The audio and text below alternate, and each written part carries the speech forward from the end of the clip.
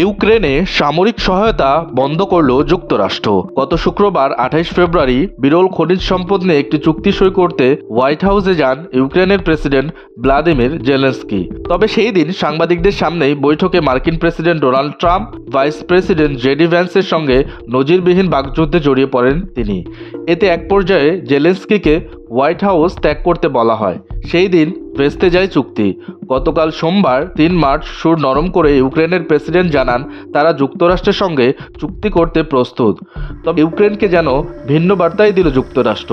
মঙ্গলবার 4 মার্চ বার্তা সংস্থা রয়টার্সের প্রতিবেদনে বলা হয়েছে যুক্তরাষ্ট্র ইউক্রেনকে সামরিক সহায়তা দেওয়া বন্ধ করেছে।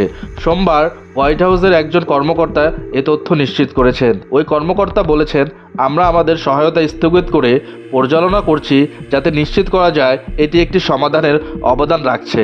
হোয়াইট হাউসের একজন কর্মকর্তা সিবিএস নিউজকে বলেছেন, প্রেসিডেন্টের বার্তা একদম স্পষ্ট যে তিনি শান্তি প্রতিষ্ঠায় মনোযোগী। আমাদের অংশীদারদেরও সেই লক্ষ্যে প্রতিশ্রুতিবদ্ধ হওয়া প্রয়োজন। নুরেমবার্গ ও ফক্স নিউজের প্রতিবেদনে বলা হয়েছে, যতক্ষণ না ট্রাম্প মনে করবেন ইউক্রেনের নেতারা শান্তির প্রতি অঙ্গীকারের সদিচ্ছা দেখাচ্ছেন ততক্ষণ পর্যন্ত এই সামরিক সহায়তা স্থগিত থাকবে। ট্রাম্প প্রশাসনের একজন কর্মকর্তাকে উদ্ধৃত করে ফক্স নিউজ বলেছে, এই সামরিক সহায়তা স্থায়ীভাবে বন্ধ নয়, এটি সাময়িক সময়ের জন্য।